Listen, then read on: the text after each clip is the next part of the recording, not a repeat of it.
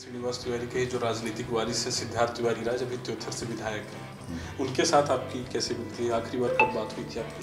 मतलब इन छोटी बातों को अपन बहुत ज़्यादा तरजीह नहीं देते, अपने अपने काम में अपन लगे रहते हैं। लेकिन चूंकि सवाल होता है तो एक उसका जवाब बनता है। कहीं पर चिंगारी है तो धुआं उठता है। एक बीजेपी नेता हैं और उन्होंने आपके साथ गाली गलौज की, फोन में उसका ऑडियो वायरल हुआ। सत्ताधारी दल के जो विधायक हैं उनके विधायक को जो है गाली दे दी जाती है, छोटी बात अपने आप में नहीं है। क्षेत्र में आप जाएंगे, हर व्यक्ति को तो संतुष्ट नहीं कर सकते 100%। सवाल जो आप लोग कहाँ से निकाल के लाते हैं? नहीं, हम तो पूछ रहे हैं, हम जानना चाहते हैं और लोग भी जानना चाहते हैं। हम चाहते हैं कि हमारे माध्यम से लोग जान जाएं। क्लास 10th में रहे होंगे, 11th में रहे होंगे, उस समय लगा था कि आप एक समय विधायक होंगे? नहीं, ऐसा कुछ नहीं था। उस समय तो हम लोग पढ़ाई में लीन थे और 10वीं 12वीं तक तो यही था कि इंजीनियर बनना है। तब संगठन जो संघ है उससे मैं जुड़ गया और वहाँ का मैं स्वयंसेवक रहा। और उसके बाद फाइनली अब वर्तमान में संगठन ने ये दायित्व दिया। कांग्रेस में भी थे? कांग्रेस में तो नहीं कह सकता, श्रीनिवास तिवारी जी थे जो पूर्व विधानसभा अध्यक्ष, उनके सानिध्य में जरूर हमने काम किया है। उस समय आप संघ ज्वाइन कर चुके थे तो उन्होंने कभी आपत्ति नहीं जताई? वो एक बड़े चिंतक थे और वो ये जानते थे कि संघ क्या कर रहा है और ये चीज़ उनको संभवतः पता भी थी कि मैं संघ का स्वयंसेवक हूँ। लेकिन इस बात को लेकर के कहीं कोई टकराव की बात नहीं आती थी और संघ का स्वयंसेवक तो किसी भी पार्टी का हो सकता है। जो है पंडित श्रीनिवास तिवारी, उसके बाद राजेंद्र शुक्ल, बिल्कुल, तो दोनों के साथ आपका एक अनुभव रहा, काम करने का अनुभव रहा। कौन सा अनुभव ज़्यादा आपको अच्छा बेहतर लगा? किसके साथ बेहतर अनुभव रहा? दादा श्रीनिवास तिवारी जो 1952 में विधायक बन गए तो उनका एक अलग सिनारियो था, उस समय का देश अलग था। माननीय राजेंद्र शुक्ला जी, जैसे मैं कह रहा हूँ कि वो हमारे इंजीनियरिंग कॉलेज के बहुत सुपर सीनियर थे और उस दौरान से संपर्क था और जो उनका जो सोचने का तरीका है, विज़न है, वो टोटल डिफरेंट है। बदलते हुए जमाने के साथ नेता, मंत्री और विधायक भी अपडेटेड होते जा रहे हैं। आज हमारे साथ सत्ताधारी दल के एक ऐसे ही विधायक मौजूद हैं जिनकी हर एक घटना की जानकारी, हर एक काम की जानकारी आप उनके फेसबुक पोस्ट से या कि फेसबुक लाइव से ले सकते हैं। वो कभी सोशल मीडिया में मिनी ट्रैक्टर चलाते हुए दिखते हैं, तो कभी मंच में गाना गाते हुए दिखते हैं, तो कभी वो रस्सी खींच प्रतियोगिता में भी अपना हाथ उठाते हैं। ऐसे ही युवा विधायक जो हमारे मनगमा क्षेत्र के हैं, नरेंद्र प्रजापति जी, आज हमारे साथ हैं। सर, बहुत स्वागत है आपका। बहुत बहुत धन्यवाद और आपके चैनल के माध्यम से सभी को यथोचित सादर प्रणाम। सबसे पहले तो आप यही बताइए कि जो एक कार्यकर्ता, एक नेता के बाद माननीय बनने का सफ़र कैसा रहा? देखिए, ये ऐसा है कि जो कार्यकर्ता है वो सदैव कार्यकर्ता ही रहता है। माननीय तो ये एक शब्दावली है और उसके तहत लोग बाग प्रोनाउंस करते हैं, लेकिन हम जिस प्रकार से कार्यकर्ता पहले थे, कार्यकर्ता के तौर पर ही आज भी लोगों के बीच में काम कर रहे हैं। तो आपकी राजनीति की शुरुआत होती कहाँ से है बेसिकली? अब बेसिकली तो ऐसा है कि मैं रीवा का नेटिव प्लेस का रहने वाला हूँ और केंद्रीय विद्यालय से हमारी स्कूलिंग है और उसके बाद जो गवर्नमेंट इंजीनियरिंग कॉलेज है अपने रीवा में, वहाँ से मैं मैकेनिकल ब्रांच से जब केंद्रीय विद्यालय में आप जब कक्षा 10 में रहे होंगे, क्लास 10th में रहे होंगे, 11th में रहे होंगे, उस समय लगा था कि आप एक समय विधायक होंगे? नहीं, ऐसा कुछ नहीं था। उस समय तो हम लोग पढ़ाई में लीन थे और 10वीं 12वीं तक तो यही था कि इंजीनियर बनना है और मेरा कॉमर्स सब्जेक्ट था, बायो भी था, तो दोनों ऑप्शंस थे हमारे पास और मदर फादर का ये भी था कि आप जिस फील्ड में जाना चाहें। तो फाइनली हमारे भाई साहब इंजीनियर थे और ये अमूमन ऐसी बात होती है अपने समाज में कि अगर हमारे घर से कोई डॉक्टर है तो ज़्यादातर लोगों में ये होता है कि डॉक्टर ही बनना है, या कोई एडवोकेट बन गया तो एडवोकेट या इंजीनियर। तो हमारा इंटरेस्ट ऑलरेडी मैथ्स में शुरू से था और फाइनली हम बीई मैकेनिकल हुए और उसके बाद कुछ ऐसा परिदृश्य आया कि वर्तमान में अब हम तो इंजीनियर बनने की ख्वाहिश लेकर पल बढ़ रहे नरेंद्र प्रजापति को ये कब लगा कि अब नेतागिरी में भी आजमाना चाहिए? देखिए, जो हम लोग पढ़ते हैं ना, केंद्रीय विद्यालय में जो हम लोगों ने पढ़ा और इंजीनियरिंग में जो चीज़ हम लोगों ने पढ़ी, तो वहाँ पर ये बात आती थी कि भारत हमारा विश्वगुरु है, भारत जो है बहुत बड़ा देश है, भारत कभी सोने की चिड़िया था। तो ये हम लोग किताबों में पढ़ते हैं और ये मन में उत्कंठा आई कि किताबों में तो हम लोग ये पढ़ते हैं, लेकिन एक्चुअली भारत है कहाँ। कल की डेट में मैं एक बढ़िया गवर्नमेंट एम्प्लॉयर होता, इंजीनियर बनता, पैसे कमाता, पर्सनल हमारी ज़िंदगी होती। तो एक दिमाग में ऐसी बात आई कि हमें वो भारत ढूंढना चाहिए। लोगों के बीच में मैं जब जाने लगा तो ऐसा लगा कि हमारी पढ़ाई की उपयोगिता सेल्फ कैरियर मेकिंग में नहीं है, बल्कि लोगों के बीच में हम अगर रह करके अपने पढ़ाई का उपयोग कर पाएंगे तो ज़्यादा बेटर होगा। और फाइनली फिर हम सोशल जो एक्टिविटीज़ थी उनमें एक्टिव हुए। जहाँ कहीं भी कार्यक्रम होते थे, प्रोग्राम होते थे, मैं इंजीनियरिंग कॉलेज में गेस्ट लेक्चरर था। तो गेस्ट लेक्चरर का मतलब अतिथि प्राध्यापक, आप अपना लेक्चर लीजिए Rewa engineering college Rewa engineering college में आप कब थे? जैसे हमारे जो उप मुख्यमंत्री राजेंद्र शुक्ल हैं वो भी इंजीनियरिंग, वो भी वहीं के पास आउट हैं और वो तो बहुत सुपर सीनियर है वो। मैं 2000 बैच में मैं मतलब पास हुआ। और उसके बाद जो मैंने बताया कि जब मैं लोगों के बीच में जाता था और वहाँ पर ये उत्कंठा ऐसी लगी कि मेरा कैरियर, अगर हम जॉब में जाते हैं प्राइवेट में या कि गवर्नमेंट में, सारे ऑप्शंस थे, तो ये लगा कि उस पढ़ाई का हम सदुपयोग बेटर वे में नहीं कर पाएंगे। और जब सोशल एक्टिविटीज़ में मैं एक्टिव हुआ तब संगठन जो संघ है उससे मैं जुड़ गया और वहाँ का मैं स्वयंसेवक रहा। और उसके बाद फाइनली अब वर्तमान में संगठन ने ये दायित्व दिया। कांग्रेस में भी थे? कांग्रेस में तो नहीं कह सकता, श्री श्रीनिवास तिवारी थे जो पूर्व विधानसभा अध्यक्ष, उनके सानिध्य में जरूर हमने काम किया है। और जब वो दिवंगत हुए तो उसके पश्चात ही मेरा वहाँ पर कोई ऐसा वैचारिक मेरे तो कांग्रेस पार्टी की आइडियोलॉजी से नहीं था। एक बड़ा नाम जो राजनीति में, मध्य प्रदेश की राजनीति में जो बड़ा नाम श्रीनिवास तिवारी, स्वर्गीय श्रीनिवास तिवारी के साथ संपर्क में आप कब आए और क्या काम करते थे आप उनका, या फिर कैसा जुड़ाव था आपका? उनका ऐसा था कि वो बहुत बड़ा नाम एक प्रकार से, जब हम लोग स्कूल में थे या कॉलेज लेवल में थे, जब वो विधानसभा अध्यक्ष थे, तब तक हमारा कोई बहुत ज़्यादा डायरेक्ट लिंक नहीं था। लेकिन एक बड़ा नाम होने के नाते हमको भी लगता था कि ये कौन सी पर्सनैलिटी है। एक दिन अचानक जाना हुआ और उन्होंने कहा कि भाई आप हमारे साथ काम करिए। तो हमने कहा कि हम तो वहाँ पर अतिथि प्राध्यापक हैं। तो उन्होंने कहा कि अरे ये कोई बहुत ज़्यादा वैसी वाली तो नौकरी है नहीं, गवर्नमेंट नौकरी, आप आइए और काम करिए। मुझे भी लगा कि इतनी बड़ी पर्सनालिटी के बीच में रह करके हमको बहुत कुछ सीखने को प्राप्त होगा। और उनके सानिध्य में से भी आप प्रभावित रहे होंगे। हाँ, जो उनका काम करने का तरीका था वो भी कुल मिलाकर के ऐसा तो नहीं था कि कांग्रेस में ही वो पैदा हुई या कांग्रेस का ही काम करते। उसके पहले वो सोशलिस्ट पार्टी में थे। तो उनका एक जो आइडियोलॉजी थी, काम करने का तरीका, वो बहुत हमारे जैसे युवा के लिए सीखने के लायक रहा और वो उसका हम वर्तमान में उपयोग करते हैं। क्या आइडियोलॉजी थी? आइडियोलॉजी जैसे देखिए, कांग्रेस के अलावा एक जो कांग्रेस से उनकी आइडेंटिटी थी, उसके अलावा क्या आइडियोलॉजी? उनका एक अलग अप्रोच था और उनका जो लोगों से मिलने का तरीका था, जब भी जाते थे तो डायरेक्ट वो मिलते थे लोगों के से, लोगों के बीच में उनका जाना और ग्राउंड जीरो पर उस चीज़ को, समस्या को समझना, ये एक बहुत। और जहाँ तक विद्वता की बात है तो 1952 में वो विधायक बन गए थे, मतलब पहले ही चुनाव में। तो ये एक बहुत बड़ा अनुभव रहा हमारे लिए उनके साथ में काम करने का। और जब वो दिवंगत हुए तो उसके पश्चात वहाँ कांग्रेस पार्टी से, जब मैंने कहा कि कोई लेना देना ज़्यादा तो था नहीं, उनके सानिध्य में अपन काम कर रहे थे और उस समय काम कर रहे थे जब वो पावर में नहीं थे। तो बहुत कुछ सीखने को मिला। और अब वर्तमान में अब हम इधर संघ के स्वयंसेवक होने के नाते भाजपा में आए और टिकट दिया गया। और वर्तमान में उस समय आप संघ ज्वाइन कर चुके थे तो उन्होंने कभी आपत्ति नहीं जताई कि संघ का बैकग्राउंड होने के नाते वो उन्होंने कहा, या फिर वो कई आइडियोलॉजी के साथ चलना उनको एक तरह से उनकी प्रैक्टिस थी? नहीं, देखिए, वो एक बड़े चिंतक थे और वो ये जानते थे कि संघ क्या कर रहा है और संगठन का जो उद्देश्य था, कभी भी उन्होंने विरोध नहीं किया। और ये चीज़ उनको संभवतः पता भी थी कि मैं संघ का स्वयंसेवक हूँ, लेकिन इस बात को लेकर के कहीं कोई टकराव की बात नहीं आती थी। और संघ का स्वयंसेवक तो किसी भी पार्टी का हो सकता है, किसी भी पार्टी का हो सकता है। कांग्रेस तो संघ का विरोध ही करती है। नहीं भाई, अगर संगठन में आना है और संघ की जहाँ बात है तो वहाँ पर तो किसी भी पार्टी, वहाँ पर किसी को रोक टोक थोड़ी ना है, या वहाँ पर कहीं कोई ऐसा किसी भी पार्टी का झंडा भी नहीं लगता। वहाँ तो यह है कि देश प्रेम की बात होती है और परम वैभवी भारत बनाने की, जो किसी भी पार्टी का एक व्यक्ति अपना ध्येय बना के चल सकता है कि हमको भारत माता को एक बार पुनः विश्व गुरु बनाना है, वो उस विचारधारा से जुड़ेगा। विधायक जी, कुल मिलाकर बात ये है कि एक बड़ा नाम मध्य प्रदेश की राजनीति में विभिन्न किले, खासकर कि रीवा की जब हम बात करें, जो है पंडित श्रीनिवास तिवारी, उसके बाद मध्य प्रदेश की राजनीति में एक बड़ा नाम जो है उसी क्षेत्र से राजेंद्र शुक्ल। बिल्कुल। तो दोनों के साथ आपका एक अनुभव रहा, काम करने का अनुभव रहा, कौन सा अनुभव ज़्यादा आपको अच्छा, बेहतर लगा? किसके साथ बेहतर अनुभव रहा? दादा श्री श्रीनिवास तिवारी जो 1952 में विधायक बन गए, तो उनका एक अलग सिनारियो था। उस समय का देश अलग था।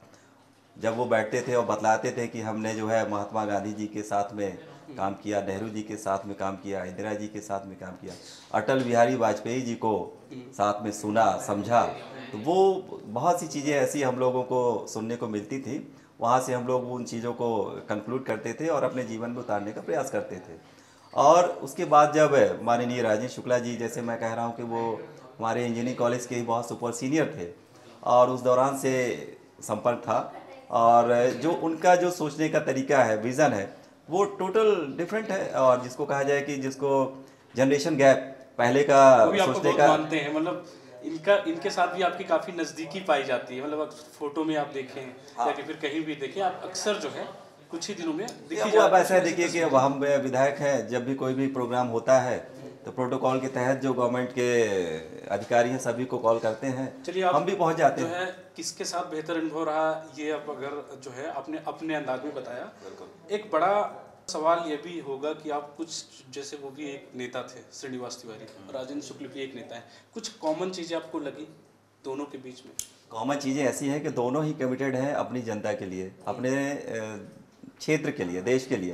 भाई कल की डेट में वो इंजीनियर हो करके बाहर जॉब कर सकते थे, और दादा ने भी पूरा जीवन जो है अपने क्षेत्र के लिए कमिट किया और वहाँ के लोगों के लिए उन्होंने पूरा जीवन निछावर किया। अब वही चीज़ अगर कही जाए कि मैं पढ़ने लिखने के बाद मेरे पास भी ऑप्शन था कि मैं बाहर जा सकता था, तो मैं उसी क्षेत्र में रहा, और इंजीनियरिंग के बाद मुझे ये लगा कि मैं इस पढ़ाई का यूज़ यहाँ के लिए करूँ, न कि मैं बाहर जा कर के अपना पर्सनल करियर बनाऊँ। इंजीनियरिंग के बाद जैसे जो हम लोगों ने किताबों में पढ़ा, जैसे इतिहास है, भूगोल है, ज्योग्राफी है, जो चीज़ें हैं, ज्योग्राफी में आपने पढ़ा कि कौन सी नदी कहाँ से निकलती है, किताब में आपने पढ़ दिया सबसे लंबी नदी कौन सी है, सबसे पवित्र नदी कौन सी है। अब आप अगर उस नदी को ना टच करो, ना छुओ, तो उस पढ़ाई का कोई मतलब नहीं, वो तो आपका किताबी ज्ञान हो गया। भारत कृषि प्रधान देश है, अपन पढ़ते हैं बुकों में, किताबों में। अब आप अगर खेत में नहीं गए और आपने एक फसल को भी नहीं देखा कि कैसे वो उगती है, कैसे वो फल खलिहान में आता है और कैसे फिर वो मार्केट में आता है, कैसे हमारे उधर का भरण पोषण होता है, तो उस पढ़ाई का क्या मतलब? वो तो आपकी किताबी नॉलेज हो गया।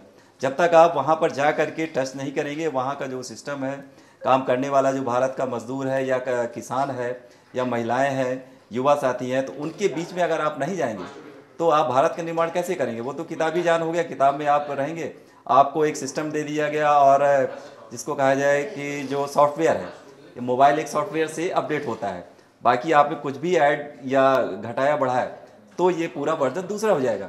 तो आपने किताबों में पढ़ा कि भारत कृषि प्रधान देश है, और आपको ये नहीं मालूम कि कृषि कैसे ऑपरेट होती है, कैसे मतलब आप गेहूं की उपज ले रहे हैं, कैसे चना की उपज ले रहे हैं, कैसे उड़द की बात जो भी है, तो उनको जानने और समझने के लिए आपको किसानों के बीच में जाना पड़ेगा।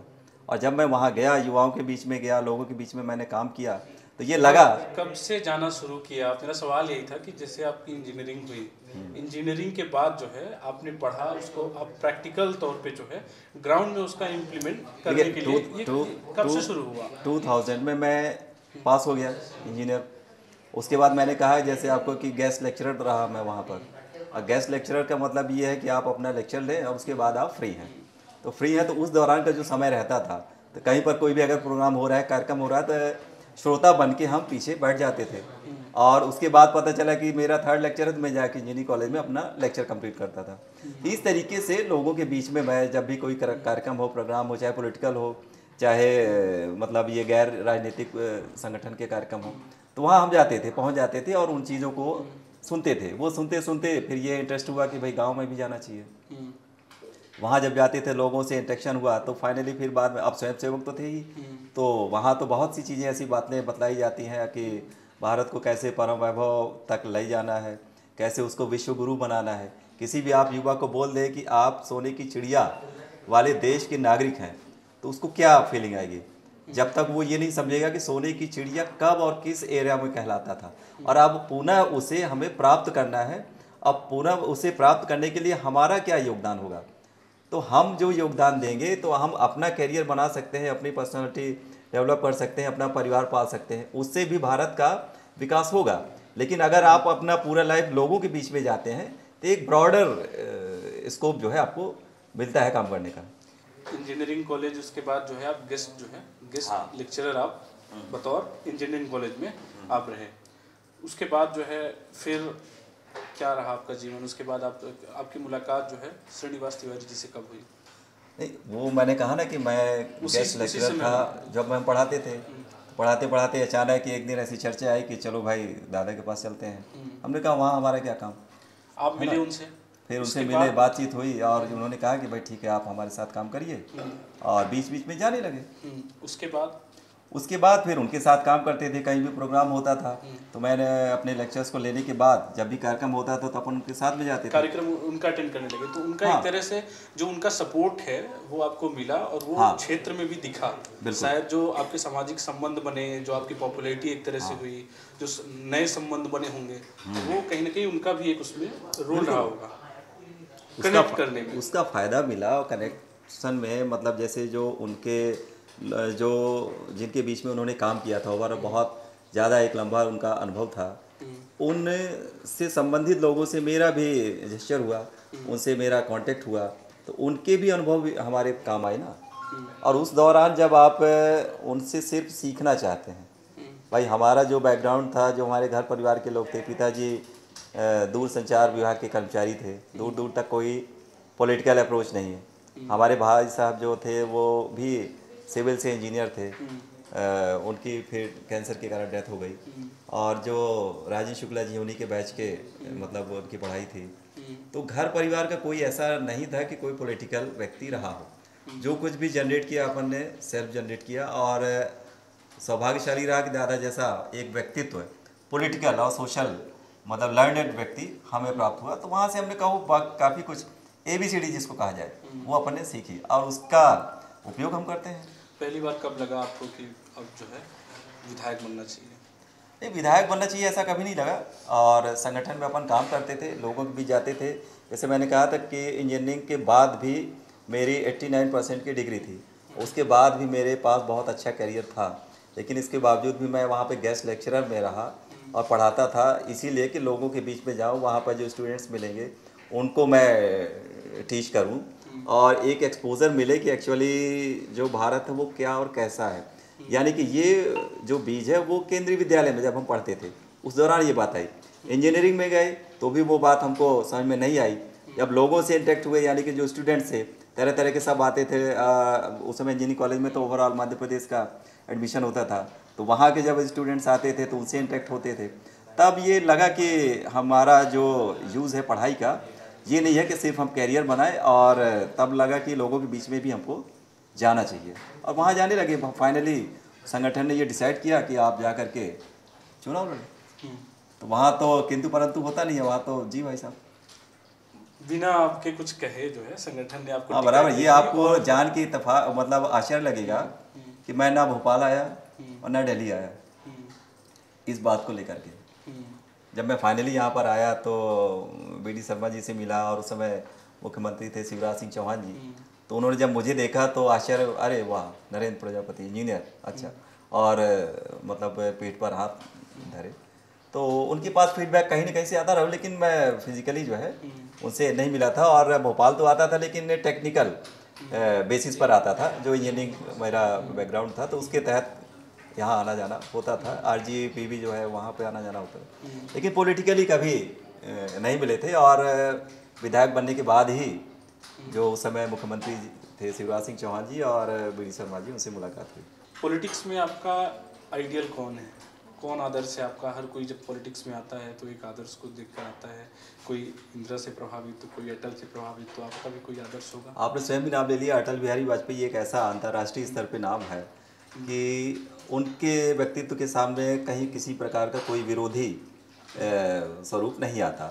हम लोगों ने भी जितना पढ़ा देखा, और ऐसा नहीं लगा कि चाहे अंतर्राष्ट्रीय स्तर रहा हो, तो उनको आप आइडियल मान करके मैं आगे काम करता हूँ। अपने व्यक्तिगत जीवन के बारे में बताइए, अपने घर परिवार के बारे में बताइए। व्यक्तिगत जीवन ऐसा है कि हमारे पिताजी दूरसंचार विभाग में काम करते थे और रिटायर हो गए हैं, और वर्तमान में गायत्री पीठ परिवार से जुड़े हुए हैं।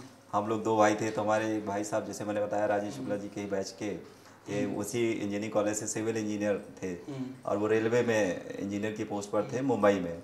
11 साल की उनकी सर्विस रही और फिर डेथ हो गई उनकी।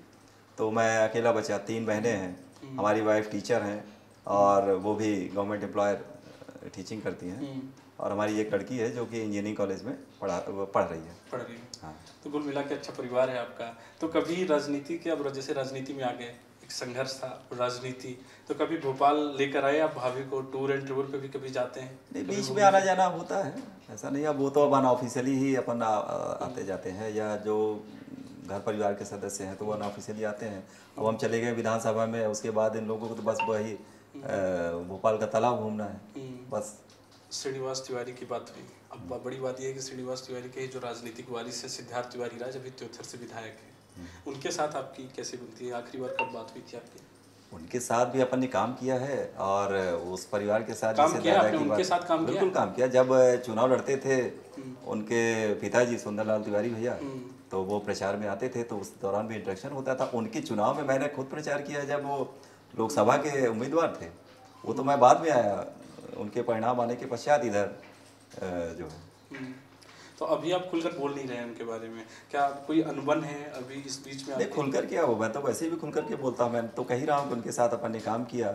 अनबन है कोई उनके साथ या नहीं? नहीं, ऐसी कोई बात नहीं है। अनबन का शब्द कहाँ से आ रहा है? शब्द देखिए, एक फोटो वायरल हुई, वो फोटो कांड, मैं जब इंट्रो कर रहा था तो आपने देखा होगा कि मैंने कहा कि सोशल मीडिया में आप काफी एक्टिव रहते हैं, तो आपकी पोस्ट से जो है कंट्रोवर्सी भी क्रिएट होती है। तो पुरानी बात हो गई, और कुछ ऐसा पोस्ट करते रहते हैं कि मतलब वो एक सुर्खियां बन जाती हैं। शायद आपकी लोकप्रियता का एक ये भी कारण है कि बहुत ही जल्द जो है आप लोकप्रिय होते जा रहे हैं, कि आपकी पोस्ट होती है और उस पोस्ट से कंट्रोवर्सी क्रिएट होती है। तो एक पोस्ट आपने की जिसमें आपने सफेद रंग से आपने, या फिर आपने जो भी बाद में कहा, मतलब आप खुद बताएंगे, तो वो सफेदा पोत के आपने उनकी फोटो पोस्ट की, तो कैसे हुआ ये? उसमें मैं कई बार बतला चुका हूँ कि वो उस समय माननीय मुख्यमंत्री जी का आगमन हुआ था रीवा में। ये भी एक बड़ी बात है कि खुद मुख्यमंत्री उस मीटिंग में मौजूद हैं। और मैं बोल रहा हूँ ना कि उस समय क्या है कि जो फोटो आई, तो उस फोटो को जो कार्यकर्ता होते हैं वो अपने अपने तरीके से लेते हैं ना,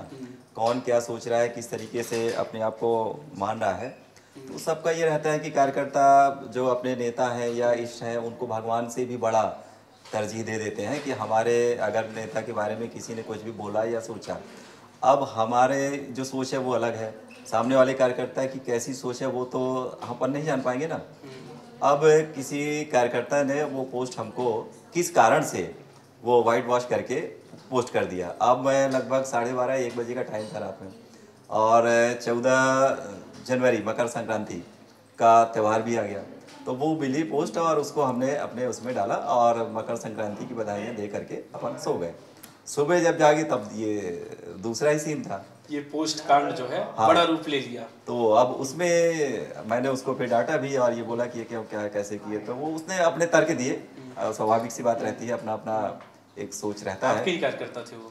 हाँ, अब स्वाभाविक सी बात है कि भाई अपने कार्यकर्ता ही होंगे। उनका नाम आप रिवील करना चाहिए? तो यहाँ तो पॉसिबल नहीं है ना यहाँ पर नाम लेना। अब वो हमारी टीम में जरूर अब नहीं है। अच्छा। उनको हमने एक्सक्लूड किया कि ये तुम्हारी गलती की वजह से ऐसा हुआ। बाकी तो हमारे और राज भैया या सिद्धार्थ भैया में कहीं कोई ऐसी बात ही नहीं है। अब उनके कारण ही हम वर्तमान में विधायक है, वो तिवनी के वोटर हैं। उनका असर है मनगवा में, पूरे क्षेत्र में असर है। इसके बावजूद मतलब इस तरह की पोस्ट हुई वो बीच में पॉलिटिकल एक्टिविटीज में अब ऐसा है कि उनकी पहली प्रतिक्रिया नहीं, उनका कहीं कोई प्रतिक्रिया नहीं, ऐसी कोई बात ही नहीं। मतलब इन छोटी बातों को अपन बहुत ज्यादा तरजीह नहीं देते, अपने अपने काम में अपन लगे रहते हैं। तो मैंने कहा ना कि जो बड़ा उद्देश्य है वो है परम वैभवी भारत, और उसको बनाने के लिए हम लोग अगर इन छोटी मोटी बातों में पड़ जाएंगे, ये तो ठीक है, आप लोगों का काम है कि कुछ ना कुछ मसाला बनाते रहना चाहिए, और हम लोग अपने अपने काम में लगे हैं। जो भारतीय जनता पार्टी का जो जनप्रतिनिधि है वो आपस में किसी भी प्रकार से कोई भी, जैसे आप लोग जब सवाल पूछते हैं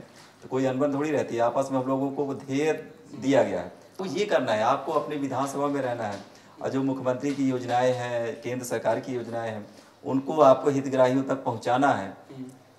और जहाँ तक मेरे जैसे व्यक्तित्व की बात है, तो मैं तो केंद्रीय विद्यालय इंजीनियरिंग करने के बाद अगर इस लाइन पे हूँ, तो मेरा तो ऑलरेडी इंटरेस्ट है तो उन चीज़ों को समझ करके जो हितग्राही है और पीड़ित हैं उन तक मैं पहुँचाऊँ। और जो पार्टी का जो नेतृत्व है, अंत्योदय पंडित दीनदयाल उपाध्याय जी जैसे लोगों ने इस पार्टी को खड़ा किया, श्यामा प्रसाद मुखर्जी जी, अटल बिहारी वाजपेयी जी, तो उनके द्वारा जो गाइडलाइन है कि आपको इस ट्रैक पे चलना है, उस ट्रैक पे हम लोग चलने का प्रयास करते हैं। लेकिन देखिए, ये सवाल खड़े होते हैं जब एक जनप्रतिनिधि हैं आप, और जब एक जनप्रतिनिधि एक इस तरह से पोस्ट करता है तो फिर वो सवाल जो है किए जाते हैं, आप लोग जवाब भी देते हैं, उसमें बाकायदा देते ही आए हैं।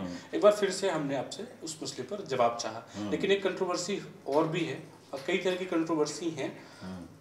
सवाल आपके क्षेत्र से जुड़ा हुआ है जी। क्षेत्र के पूर्व विधायक जो है पंचूलाल प्रजापति कई बार मीडिया के सामने जो है रो चुके हैं, और तो क्या है इस मसले पे कि मतलब क्या वो आपके साथ चलने के लिए तैयार नहीं, या आप उनके साथ चलने के लिए तैयार नहीं? देखिए आप भी जाहिर सी बात है उसमें भी यही कहेंगे कि हम ये छोटी मोटी बातों पर ध्यान नहीं देते, लेकिन चूंकि सवाल होता है तो एक उसका जवाब बनता है। भाई अगर कहीं पर आप ही की बात को मैं सपोर्ट करता हूँ कि अगर कहीं पर चिंगारी है तो धुआं उठता है, सीधी सी बात है ना। अब जो आप कह रहे हैं कि माननीय पूर्व विधायक पंचूलाल प्रजापति जी मिलते नहीं है क्या आप? मतलब बराबर मुलाकात होती है, घर जाते हैं। अच्छा, ये सवाल जो आप लोग कहाँ से निकाल के लाते हैं? नहीं हम तो पूछ रहे हैं, हम जानना चाहते हैं और लोग भी जानना चाहते हैं। हम चाहते हैं कि हमारे माध्यम से लोग जान जाएं। हम तो आपको एक मंच दे रहे हैं जिसमें आप बोलेंगे और लोग सुनेंगे। पंचूलाल प्रजापति जी ही मुझे पार्टी में लाने वाले नेताओं में से हैं कि आप यहाँ पर आए। जैसे मैंने कहा ना कि मैं दादा के साथ काम करता था, तो उनको ये था कि भाई दादा के साथ आप काम कर रहे हैं, यानी कि कांग्रेस पार्टी में आप काम कर रहे हो, आप इधर आओ। तो उस दौरान उनका इंटरेस्ट रहता था कि हम उस पार्टी में आए, और फाइनली फिर मैं पार्टी में आया। और अब ये तो संगठन का निर्णय रहा कि किसने क्या कैसे सेलेक्ट किया। अब वो जो मीडिया में आया रोने धोने वाला वीडियो, तो वो सब चीज़ों पर तो मैं कुछ बोलना नहीं चाहता। और फाइनली ये रहा कि जब टिकट फाइनल हो गया तो उनका भी मार्गदर्शन हमारे चुनाव में रहा। वो हमारे प्रचार में निकले लालगांव, वहाँ पर अब आप तो वहीं के हैं तो आप बेहतर समझेंगे, लालगांव है, गढ़ है, कई कार्यालयों में उन्होंने प्रचार किया, और उन सभी के आशीर्वाद से वहाँ का नंबर 1 का विधायक बना। और ये भारतीय जनता पार्टी की जीत जो है हुई, और भारतीय जनता पार्टी के सिंबल पर मेरे जैसे व्यक्ति को सामने लाया गया, तो सभी लोगों की मेहनत रही, उसका परिणाम है। उसके बाद भी रोए वो, आप विधायक बन गए उसके बाद भी जो है, तो आपने पूछा नहीं उनसे कि क्या बात है? नहीं, ये तो अब ये सवाल आप लोगों को करना चाहिए उनके पास जा करके, क्योंकि मैं तो बराबर मिला, जहाँ कहीं भी प्रोग्राम में जाते हैं, कार्यक्रमों में जाते हैं, तो वहाँ पर आमना सामना होता है और बेहतर हेल्दी टॉक होता है। नाराजगी का विषय वहाँ पर नहीं आता है, और वहाँ पर तो हेल्दी टॉक ही होती है कि कोई कार्यक्रम है, प्रोग्राम है। जनप्रतिनिधि हैं तो चूंकि जैसे जनता की आपसे उम्मीदें हैं, तो वो भी मैं तो और चुके हैं उस क्षेत्र को, और वो मैं तो और अपने आप को सौभाग्यशाली समझता हूँ कि मैं ऐसी विधानसभा का प्रतिनिधित्व कर रहा हूँ जहाँ से 4 रनिंग एमएलए हैं। चारों का आप नाम जान सकते हैं। भाई सिद्धार्थ तिवारी जी अपने तिवनी के हैं, माननीय प्रदीप पटेल जी हैं, देवास के हैं, वो भी वहाँ के वोटर हैं। माननीय नागेंद्र सिंह जी जो गुड़ के विधायक हैं, वो जरहा ग्राम पंचायत है, वहाँ के वो वोटर हैं। और माननीय पूर्व विधानसभा अध्यक्ष गिरीश गौतम जी जरहा पंचायत है, वहाँ के वो वोटर हैं। ये 4 रनिंग विधायक हैं, और ऐसे विधायकों के साथ में और पूर्व विधायक माननीय पंचूलाल प्रजापति जी और माननीय श्रीमती पन्नाबाई प्रजापति जी के मार्गदर्शन में मैं काम कर रहा हूँ। मेरा जो लोड है वो तो कम होता है ना। जब इनके पास जनता जाती तो यही ना कहते हैं कि ट्रांसफार्मर लगवाइए, बिजली का बिल कम कराइए, या खेतों में पानी आना चाहिए, या किसी का स्थानांतरण या नौकरी की बात है, तो वो तो डिस्ट्रीब्यूट होता है। कई नजरें मिल गई हैं जो देख रही हैं कि काम हो रहा है, काम हो रहा है कि नहीं हो रहा, और उसमें मुझे सहायता मिल जाती है ना। काम तो एक ही है ना, कोई अलग तो काम है नहीं कि भाई आप जाकर के किसी को शूट कर दो या आतंकवादी बनाइए, तो काम नहीं। अगर ये लाइन लिखी जाए कि 4 विधायकों के विधायक, अब ये आप पर है, मैं तो ये बतला रहा हूँ कि ऐसे सारे विधायकों का सानिध्य और मार्गदर्शन भी मुझे प्राप्त है, जिस वजह से काम करने में और आसानी होती है। एक और पोस्ट, उससे भी कंट्रोवर्सी क्रिएट हुई, एक आपके क्षेत्र के ही, नाम मुझे ठीक से पता नहीं है, कि एक बीजेपी नेता हैं और उन्होंने आपके साथ गाली गलौज की, फोन में उसको ऑडियो वायरल हुआ, अभी हाल फिलहाल का मामला है। तो इसे कैसे देखते हैं? कहाँ कुछ असमंजस्य में कमी है नेताओं के बीच में, क्या है, कहाँ से वो अब ऐसा है, देखिए कि जो मैंने शुरू में कहा कि कार्यकर्ताओं का अपना अपना सोच रहता है, और कौन कहाँ पर किस बात को लेकर के सत्ताधारी दल के जो विधायक हैं, उनके विधायक को जो है गाली दे दी जाती है, छोटी बात अपने आप में नहीं है। इस बात को मैंने संगठन को, हमारे जो जिलाध्यक्ष जी हैं, वहाँ तक मैंने बता दिया है। ये जो भी घटना घटी, जैसे आप कह रहे हैं कि सत्ताधारी दल के विधायक हैं, हम लोग बहुत ज़्यादा उन चीज़ों में पढ़ना नहीं चाहते, ना ही पढ़ते हैं। अब चूंकि आप जैसे लोग जब सवाल करते हैं, उस दौरान आपको ये उत्तर हम देते हैं कि जो हमारे जिलाध्यक्ष हैं उनको हमने ये चीज़ रिपोर्ट कर दी। अब ये निर्णय करना है संगठन को कि उस पर क्या वो डिसीजन लेंगे, हम लोग को जो काम प्रदत्त है उस पर हम लोग काम करते हैं बिना डिस्टर्ब हुए कि भाई अब क्षेत्र में आप जाएंगे, हर व्यक्ति को तो संतुष्ट नहीं कर सकते 100%। अब जो 100% का अगर आपने किसी का काम किया तो स्वाभाविक सी बात है कि किसी का काम नहीं हुआ, तो जिसका काम नहीं हुआ तो वो आपकी पूजा तो नहीं करेगा, और जिसका काम हुआ उसके लिए आप भगवान बन गए। किसी को आपने मदद की, फॉर एग्जांपल मान लीजिए कि जैसे किसान सम्मान निधि, अब जो पात्र व्यक्ति है, पात्र को सिलेक्ट किया हम लोगों ने, और जो अपात्र है उसको हमने डिसलेक्ट किया, तो वो तो हमें गुस्सा करेगा ना। इस तरीके से छोटी छोटी बातें क्षेत्र में आती रहती हैं। सामने वाले जो नगर परिषद के उपाध्यक्ष हैं, प्रमोद दुर्मलिया उनका नाम है, आप नाम नहीं लेना चाह रहे थे, और उनका भी आशीर्वाद रहा। उन लोगों ने सबने मिलकर के भारतीय जनता पार्टी को वोट दिया, कराया। और जो आप अगर आपने उसका वो वाला ऑडियो सुना हो तो वो ऑडियो में भी सब कुछ क्लियर है। किसी लोकल उसमें देख रहा था, तो उसमें ये था कि काफी आपत्तिजनक शब्द कहे गए, और फिर तो नहीं, उसमें क्या है कि विकास को लेकर के बात हो रही थी वहाँ पर तहसील मनगवा में। मुझे कम से कम लगता है कि एक आम आदमी अगर ऐसा कहता तो शायद उसके खिलाफ अब तक तो अब ये संगठन को तय करना है ना कि उस पर क्या वो एक्शन लेते हैं नहीं लेते हैं। हम लोग के पास जो काम है तो अपन उस काम में आगे बढ़ रहे हैं, बजाय इसके कि उधर ध्यान दें। मनगमा को लेकर क्या विजन है आपका? क्या ऐसा लगता है कि मनगमा में ये चीज़ें हो जाएंगी तो मनगमा की जनता के लिए बहुत अच्छा होगा? देखिए, मनगमा का मैं आज की डेट में रिप्रेजेंटेटिव हूँ, और मैं चाहता हूँ कि मनगमा सबसे नंबर 1 की विधानसभा बन जाए। तो मैं पूरा प्रयास करता हूँ, 18-19 घंटे लगभग मैं लोगों के बीच में रहता हूँ। और जो आप कह रहे हैं कि डिजिटल युग है, तो उस टेक्नोलॉजी का उपयोग करते हुए ये नहीं रहता कि मैं एक्चुअली कहाँ पर हूँ, क्या लोकेशन है। तो सामने वाला मुझे, जो आज का जो यंगस्टर है, वो आइडेंटिफाई कर लेता है कि एमएलए यहाँ पर है, इस लोकेशन में है। वो मुझे टच करते हैं, डायरेक्ट अगर फ़ोन लगाते हैं, मैं अगर कहीं पर किसी कार्यक्रम में व्यस्त या बिजी नहीं हूँ तो मैं डायरेक्ट उनसे बात करता हूँ, और यथाशीघ्र जो भी होता है तो मैं ग्राउंड जीरो से ही समस्या को हल करने का प्रयास करता हूँ। अब मनगमा का जो विज़न है, जैसे हमारे यहाँ पर कॉलेज, जो गर्ल्स डिग्री कॉलेज है, वो अपने पास रीवा में तो है लेकिन विधानसभा में नहीं है, और संस्कृत का विद्यालय नहीं है। इसके अलावा जैसे स्कूल ग्राउंड जितना बेहतर लार्ज स्केप में चाहिए उस टाइप का नहीं है। तो इन सब तमाम चीज़ों में हम लोग वहाँ पे काम कर रहे हैं, और माननीय स्वास्थ्य मंत्री जो अपने उप मुख्यमंत्री जी हैं, उनका लाभ लेते हुए भी सभी ग्राम पंचायतों में मैं ये प्रयास कर रहा हूँ कि उप स्वास्थ्य केंद्र तो कम से कम खुलवा ही लूँ। जो आपने कहा कि उनका स्नेह प्राप्त है, तो उस स्नेह का भी मैं उपयोग करता हूँ, और वहाँ पर भी डिमांड लेटर हम लोग उनको देते हैं, और कई चीज़ें उनसे फुलफिल होती हैं। और सबसे बड़ी जो समस्या हर क्षेत्र में आती है कि जो हमारी आज की कृषि प्रधानता है, खेती है, वो डिस्टर्ब होती है। बेसहारा जो पशु हैं, हम लोग जब तक वो दूध देने वाले हैं तब तक तो अपन पालते हैं, उसके बाद उनको छोड़ देते हैं। उसी को अगर दूसरे शब्दों में कहा जाए तो एरा प्रथा, तो उसको ख़त्म करने के लिए या कम करने के लिए माननीय राजेश शुक्ला जी के ही सानिध्य में वहाँ पर हिनौती एक पंचायत है, और सबसे बड़ा गौधाम हम लोग वहाँ पर निर्मित कर रहे हैं। लगभग वहाँ पर 25 से 30 हज़ार गौवंश का वहाँ पर पोषण होगा। वहाँ पर हिनौती ग्राम पंचायत है, और गौधाम उस जगह का नाम है।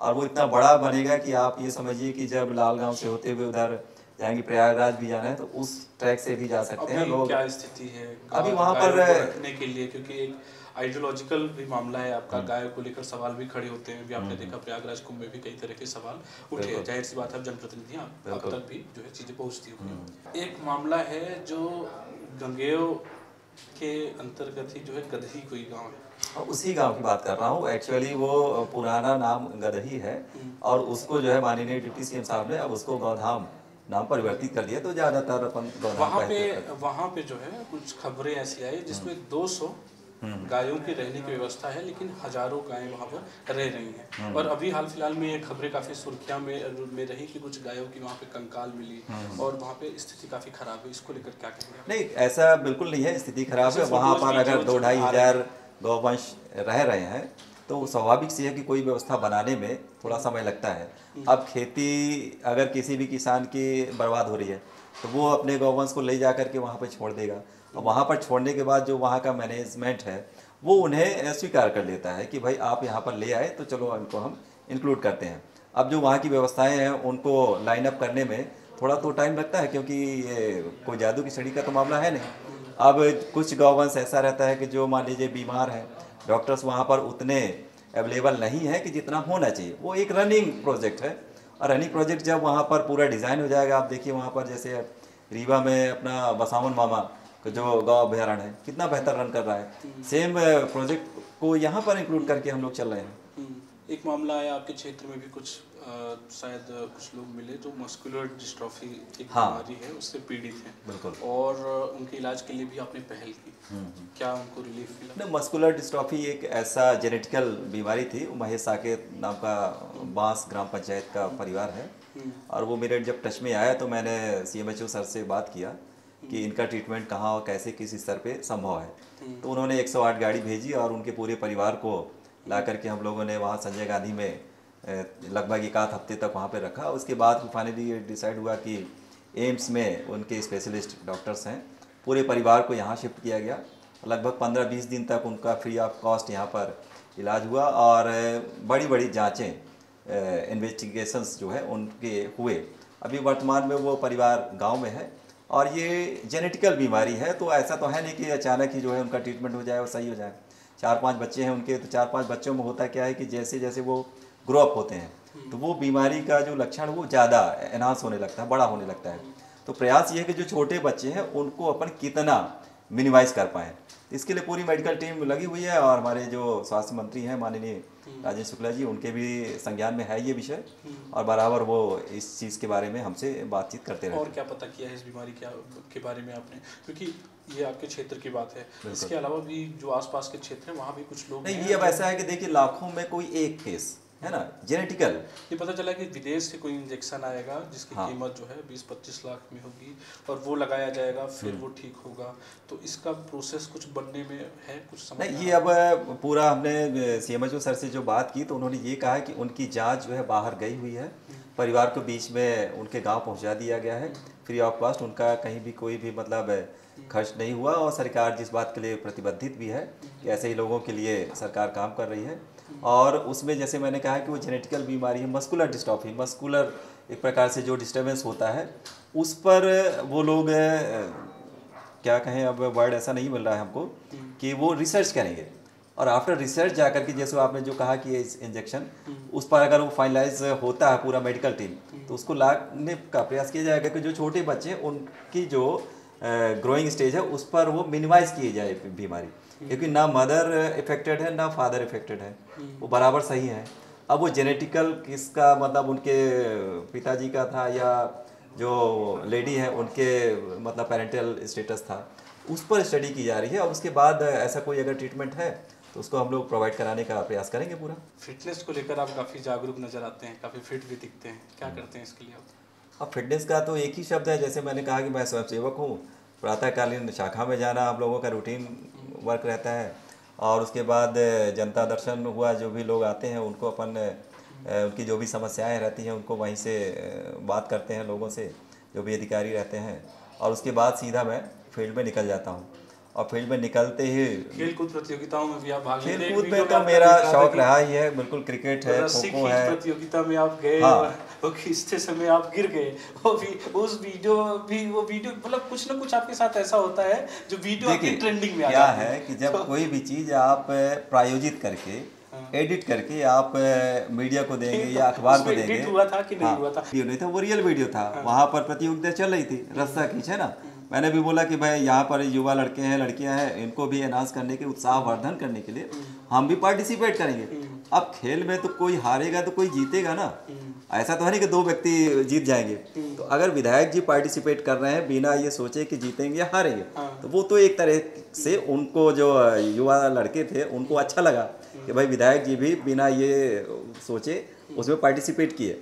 और अब गिरना उठना तो ये तो पार्टिसिपेट करने के बाद पता चलता है ना, अगर पहले से प्रायोजित हो कि आप क्रिकेट में जा रहे हैं और ऐसी बॉल डाली जाएगी जिसमें आपको 6 या 4 मारना है, तो फिर आप खिलाड़ी काहे को भाई? खिलाड़ी का तो ये हुआ कि आपके साथ कोई भी कैसा भी अगर कुछ भी होता है तब आप बेहतर तरीके से, वही एक पार्ट था उस समय रस्साकसी में। ये कुछ अच्छे काम भी आपके सामने आते हैं, जैसे आप देखेंगे सोशल मीडिया में, फिर खबरों को आप देखेंगे तो एक महिला जो है आपके पास आई और वो शायद दिव्यांग थी, और आपने फिर हैंड पंप लगवाया, तो अभी भी जब इस तरह की फोटोज जब देखने को मिलती है कि कोई अगर इतना संघर्ष करके एक विधायक के पास पहुंचे और फिर उसका काम हो, इसे कैसे देखते हैं आप? देखिए ये अच्छी बात है, इसमें एक अच्छी हाँ। आपकी, इसमें मैंने जैसे शुरू में आपकी तारीफ की कि अच्छी जो है एक राहत देने वाली खबरें सामने आती है, लेकिन अभी भी ऐसे लोगों को संघर्ष करना पड़ता है, इसे कैसे? वही मैं बात कह रहा हूँ कि जो मेरा रूटीन वर्क है उसमें ज़्यादा से ज़्यादा मैं लोगों के बीच में रहने का प्रयास करता हूँ। जब मैं वहाँ जाता हूँ तो जब लोग बोलते हैं कि हमें कोई भी लाभ नहीं मिल रहा, तो मैं जब उनसे सवाल करता हूँ कि क्या लाडली बहना का पैसा मिल रहा है, तो जो महिला होगी वो बोलेगी हाँ मिल रहा है। जो एजेड महिलाएं तो उनसे जब मैं सवाल करूँगा कि आपको पेंशन मिल रही है, तब वो बोलेंगी 600 रुपये मिल रहा है। इन सब मिलने के बावजूद भी ऐसा लगता है कि उनको और मदद की आवश्यकता रहती है। जैसे आपने जिस बात का उल्लेख किया, उस ग्राम पंचायत में मैं अटेंडम गया और वहाँ पर मैं देखा मई जून का टाइम था और पैर उस महिला का कटा हुआ था। मुझे लगा कि ये छोटी साइज़ की है, मतलब हाइट इतनी ये है। मैं गाड़ी से उतरा और मैं बातचीत करने लगा। अब मई जून के दौरान जब आप जूता भी पहने हुए हैं, उस समय भी डामर वाली सड़क में पैर रखना और वो भी बिना जूता चप्पल के, तो थोड़ी सी सिहरन टाइप की फीलिंग आती है। फिर जब मैं खड़ा हुआ बात किया तो उसने बताया कि मेरा एक्सीडेंट हो गया था, दोनों पैर कट गए थे और 15 दिन पहले हमारे मतलब पति की डेथ हो गई। फिर मैंने उससे पूछा कि आपका दिव्यांग वाला सर्टिफिकेट बना होगा तो आपको पेंशन मिलती है? उसने बोला हाँ मिलती है। फिर हमने कहा आप पानी वानी कहाँ से लेकर आते हैं? तो उसने बताया कि सामने दूर जो है बोर है, वहाँ से हम लोगों को लाना पड़ता है, लड़की जाती है लड़का जाता है। क्योंकि उसकी कंडीशन तो देख करके मुझे बिल्कुल वो नहीं है। उसी टाइम मैंने डिसाइड किया कि जैसे ही अपन और पावर में आते हैं और ये सब सिस्टम मैं जब समझूंगा कि बोरिंग का कहाँ कैसे, सबसे पहले गाड़ी आपके पास यहाँ पे आएगी और वहाँ पर बोरिंग हुई। और बोरिंग के बाद अब ये आज आप ही उल्लेख कर रहे हैं, मैं अभी तक वहाँ पर दोबारा रिव्यू करने के लिए उसके परिवार में नहीं गया कि मैं उसको और एनहांस करूं या बात करूं कि बहुत अच्छा, बहुत बढ़िया हमने किया, या वो प्रेज़ करें, प्रशंसा करें। वहाँ पे जो कार्यकर्ता हमारे, उनसे मैं फीडबैक बराबर लेता है कि जैसे आपने इसको पॉजिटिव वे में लिया है ना, वहाँ पे हैंड पंप हुआ, सेटअप लग गया, उनको पानी मिलने लगा। उसके बाद हम उस चीज़ को एक तरह से साइड में करके दूसरे काम में लग गए, बजाय इसके कि हम वहाँ जाएँ, फिर वीडियो बनाएँ, फोटोग्राफी हो या पत्रकार आए। तो अब वो काम हमने पत्रकारों को दिया कि अब आप जाइए वहाँ पर और ये पूछिए कि क्या वो लेडी सेटिस्फाइड है या नहीं है। अब यदि मैं जाता हूँ तो वहाँ तो सीधी सी बात है कि भाई ये बहुत अच्छा काम किया विधायक जी ने, बहुत बढ़िया है। तो बजाय इसके कि उसी काम में अपन अटके रहे, हम दूसरे कामों में चले गए। सड़क को लेकर क्या टारगेट है अपने क्षेत्र में, जो है जहाँ सड़कें खराब हैं? सड़कों का ऐसा देखिए, जैसे अभी प्रेजेंट में ही जो केंद्र सरकार की एक योजना है कि जो प्रधानमंत्री सड़कें हैं गांव में, उनके आसपास 500 मीटर की दूरी पर जो बसाहटें हैं वो अगर प्रधानमंत्री से नहीं जुड़ी है तो उनका हम लोग अभी सर्वे करवा रहे हैं। और उन सर्वे में ऐसे जो गांव और बस्तियां जो प्रधानमंत्री सड़क होते हुए भी अनटच्ड हैं, वहाँ पर उनको कनेक्ट किया जाएगा। और जो हम लोगों के पास जो भी राशि रहती है, कुल मिलाकर के जनता का ही पैसा रहता है और प्रदेश सरकार और केंद्र सरकार का, उसको हम लोग यूटिलाइज़ करते हैं। और प्राइमरीली मैं प्रयास करता हूँ कि कोई भी ऐसा जो विद्यालय है वो अनकनेक्टेड ना हो, कि कीचड़ से बच्चों को जाना पड़े, या पेयजल की जैसे समस्या आती है, लोग बाग मेरे पास आते हैं तो मैं इनको बोलता हूँ कि यशस्वी प्रधानमंत्री मोदी जी की ये जो योजना है कि घर घर टोटी से नल से आपको पानी दिया जाएगा, तो उसका हम लोग मॉनिटरिंग करते रहते हैं कि ये किस तरीके से किस स्टेज में काम हो रहा है। जब ये बात आती है कि कहीं पर नल योजना कोई बस्ती वहाँ पर नहीं पहुँच पा रहा है या लॉन्ग अवेटेड है, बहुत टाइम लगेगा, तो उस दौरान जो पीएचई की बोरिंग वाली गाड़ियाँ उनको अपन भेजने का प्रयास करते हैं। इस तरीके से प्रयास कर रहे हैं, काम कर रहे हैं अपन। तो ये थे हमारे साथ मनगांव विधायक नरेंद्र प्रजापति, जिन्होंने हर मुद्दों पर खुलकर बात की। उनके साथ अब तक जो कंट्रोवर्सी जुड़ती रही उस पर भी उन्होंने खुलकर बात की। इसके अलावा मनगांव क्षेत्र को लेकर इनके पास क्या विजन है यह भी उन्होंने बताया। ये चर्चा आपको कैसी लगी आप कमेंट सेक्शन में जरूर बताइएगा। देखते रहिए विस्तार न्यूज़। धन्यवाद।